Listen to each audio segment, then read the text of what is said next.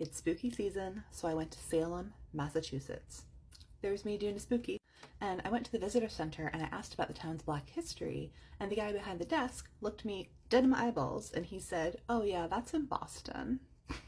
No friend. Black people existed everywhere, and I want to know what they did in Salem, right? Why? Hey, I'm Angela, I'm a professor, I wrote a book on slavery, and my job has taught me that Black people's history is the first to be erased everywhere, so now it's the first thing I look for whenever I travel. So I spent the day tracking down some of the places where the most interesting things in Salem happened. And I know what you're thinking, right? Like, Salem is the place where Christian fundamentalists falsely accused mostly women of witchcraft and then publicly tortured and executed them.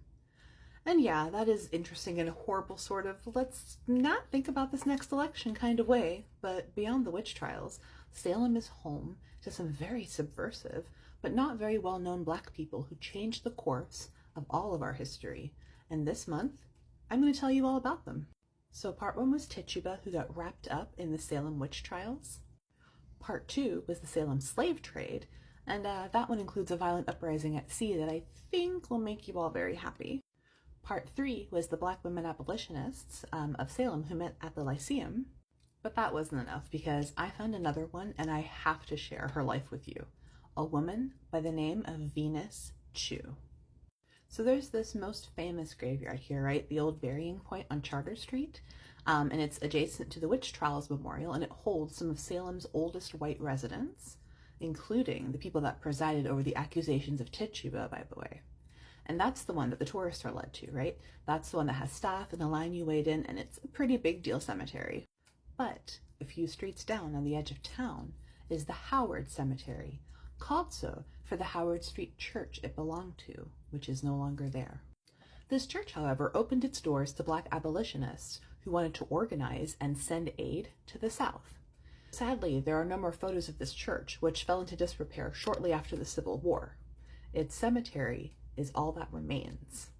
And there is a section of the cemetery in the southwest corner that is unmarked, and it was donated by the city to expand the cemetery so that the city would have a place to bury Black people and strangers. Well, the remains of Venus Chew are in that part of the cemetery right around where this gravestone here of Prince Farmer is. Like Prince, Venus Chew died in the 1850s, before she saw the abolition of slavery.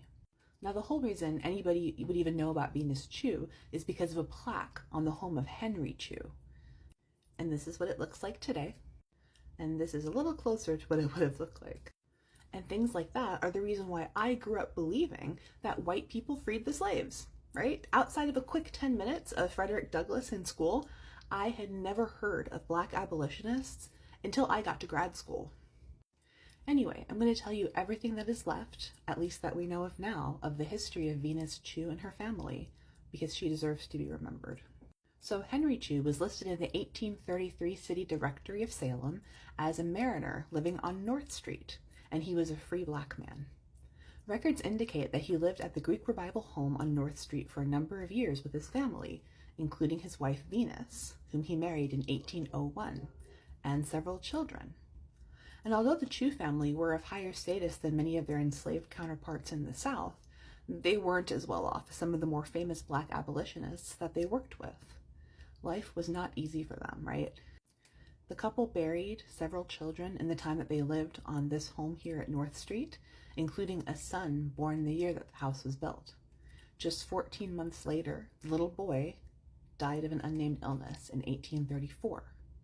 Prior to the family's residence on North Street, they'd also buried a daughter, Hannah, who had died in 1822 from consumption, which today we call tuberculosis, at only 8 years old. So we know that Venus Chew and her family were involved in the abolitionist movement that had taken hold in the greater Boston and North Shore region, including Salem, right? And that makes it likely that this property might have been involved in the Underground Railroad, as there's evidence that escaped people on the railroad went through Essex County, including Salem, on their route north to freedom. And of course, it was the Black abolitionists up there who were sheltering them from the slave catchers that made their living tracking self-emancipating Black Southerners all the way to Massachusetts and then right up until they got to Canada. So how did Venus Chew get into the news? Well, a preservationist called Rachel Meyer went to go clean up the gravestones of her and a couple of the others in the black section of the cemetery, which had broken and began to be claimed by the earth. And as she worked on them, she found more. There's evidence of graves, most likely black, of people whom history is just left behind, right? So Doreen Wade, president of Salem United, said that more than just repairing fragmented gravestones, it's repairing a fragmented story of Salem's past, right? She says, quote, "There's a lot of black connected history in Salem out there, but it isn't really documented completely in one area.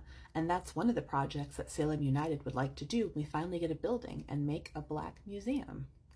There's a connection with the remnants. There's a connection with the 54th. There's connection with the headstones in the cemetery and connection with the gravestones in Gloucester.